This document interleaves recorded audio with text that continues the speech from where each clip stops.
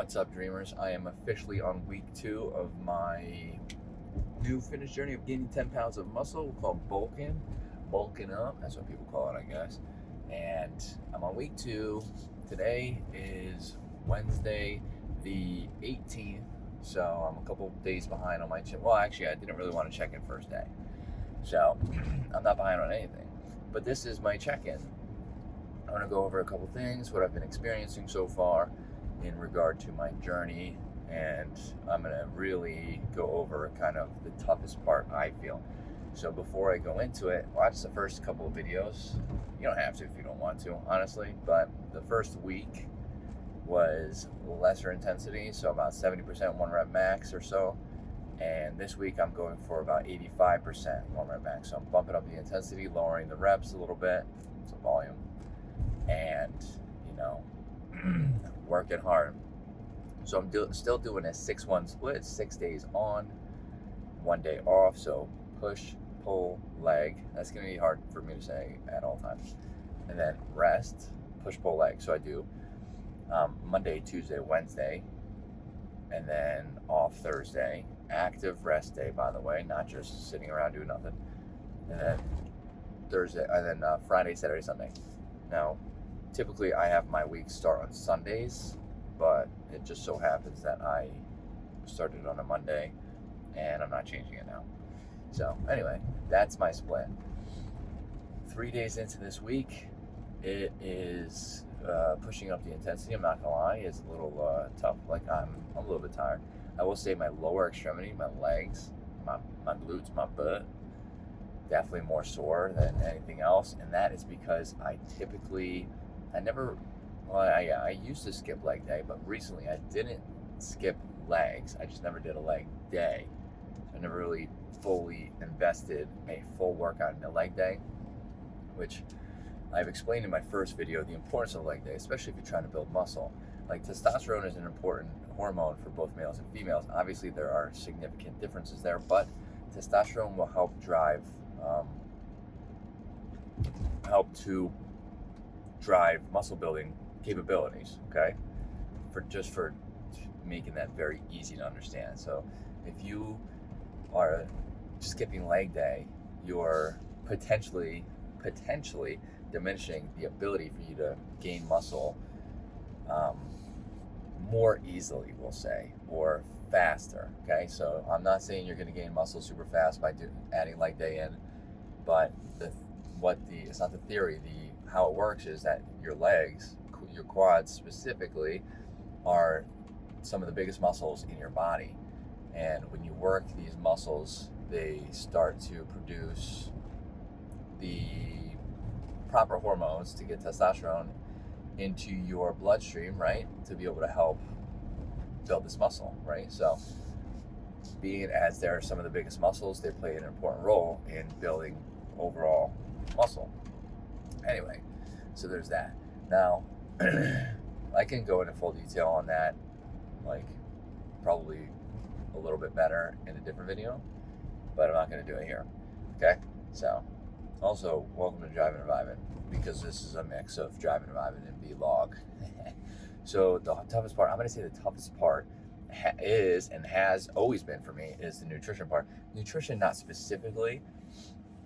I can eat clean. I don't think it's that difficult, but because I've been doing it for a while, I've made tons of videos on this as well, on how you can start to eat clean and really maintain that habit of eating better and eliminating, the bad foods or bad habits that you carry in regard to nutrition. But so that's not necessarily the problem. The problem I'm having is I've never actually counted macro nutrients, the fats, the proteins, the carbohydrates, and I've never had to match an actual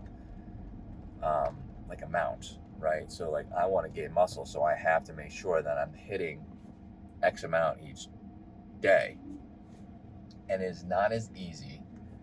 That car was funny. It's not as easy as I thought it was going to be. Okay, so one of the things, so I'm supplementing with stuff, which a lot of people do, and originally I was like, man, why do people drink this stuff? I don't really get it, but I fully get it now. So one of the things before I go any further, I'm not affiliated with any company that I show you, okay, if I'm affiliated with somebody, I'll tell you that beforehand. But anyways, I'm just showing you what I'm supplementing with because I have it on hand as an example.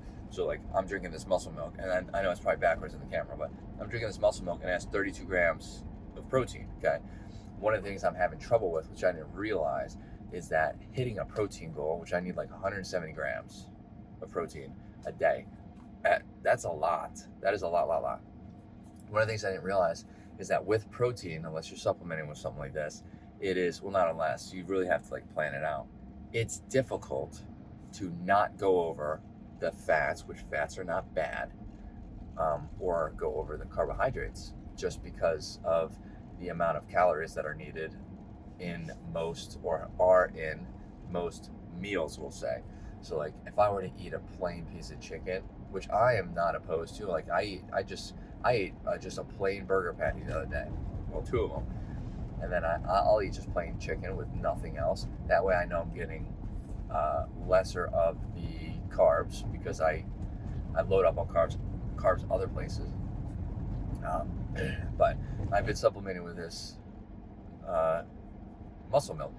Another thing I'm supplementing with, which I don't have on hand, obviously the bag is massive, but it's called Serious Mass by Optimum Nutrition. It's a big bag of protein. It has 2 massive scoops. It's 50 grams of protein. It's like 300 something carbs, however much fat. I mean, this is some, literally, it's serious stuff.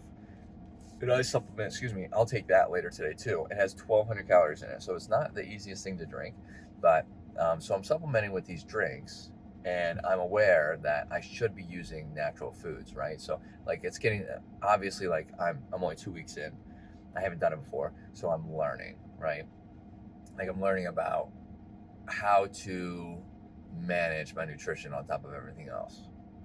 And I would say that is probably the most difficult part right now for me, is kind of hitting my macros so that I know that I'm actually building muscle. Obviously, I wouldn't want to go into any deficits, because that would push me, I probably wouldn't lose progress, but I wouldn't be able to build muscle nearly as easily, obviously, because I would essentially be starving my muscles. So it's important for me to obviously have a surplus of calories and get those nutrients that I need. Another thing is, I weighed myself this morning, and I don't think it's right. So I'm weighing myself once a week. I missed my Monday morning weigh-in because like I don't even have a scale. I'm not used to doing that. Obviously, got to make that a habit. So I did it today, and it said I have, it definitely can't be accurate. It said I was 3 pounds heavier than last week. That would not be good, right? I would imagine that would not be a good thing if I was 3 pounds, if I gained 3 pounds, because I don't look like I gained 3 pounds of muscle. And that would be, I would imagine, pretty difficult, but probably dangerous to be gaining that much weight that quick. So I am going to be probably getting a scale that I could put in my bathroom so I can see it every day and then I won't miss it. And the best way to weigh yourself, which I don't even condone weighing yourself, it is such a bad measurement because it's misleading. Water weight fluctuates throughout the day heavily. Your weight in general fluctuates throughout the day, and sometimes it is like people will look at the scale and they'll get very upset, and they'll be like, I've been working this hard and I'm still gaining weight, and might not realize that maybe that added weight, it's not because you are adding weight, it's because you're transitioning from fat to muscle. Muscle weighs more than fat. Okay, you have to keep that in mind. That's why I don't necessarily like the scales.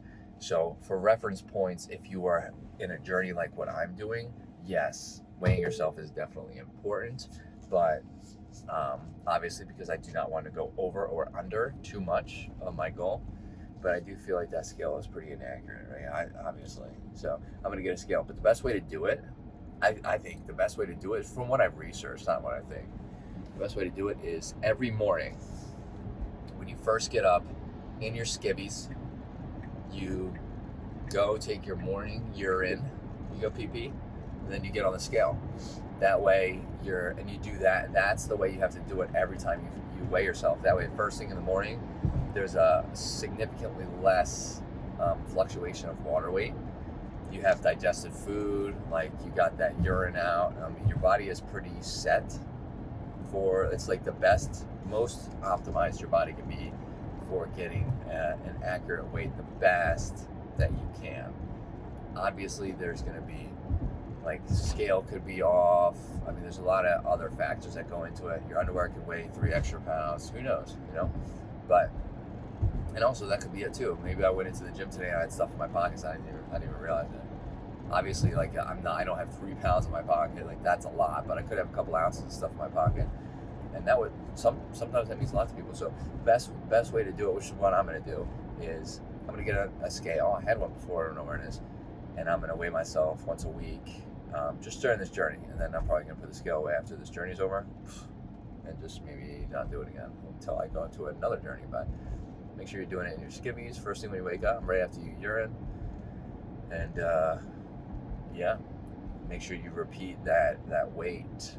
Like, weighing yourself has to be the same every time if you want an accurate kind of estimation. I don't even know how you get a full accurate estimation besides from one of those water tanks, which quite frankly I'm not doing. I'm not gonna go into a water tank and hold my breath. I don't care that much, with being honest.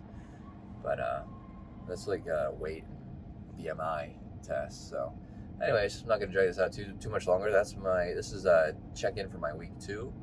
And talking about, you know, what's tough about week 2. If you have any tips if you watch this whole video, I appreciate it. If you have any tips that I could use in my journey, let me know, especially regarding nutrition. I would love to hear it and utilize it. I'd also love to get the conversation started. If you have any questions, I am a personal trainer, so I can help people out, certified. And I am a wellness coach, so I can help people out there. That's a health coach, by the way. Like, I specialize in building good habits, habit change, and positive motivation. And yeah, reach out to me. I'd love to get back to you. Love to get the conversation started. Hit that like button. That'll help out the channel. Maybe hit that subscribe button for more content like this, and I hope to see everybody in the next video. Thank you very much.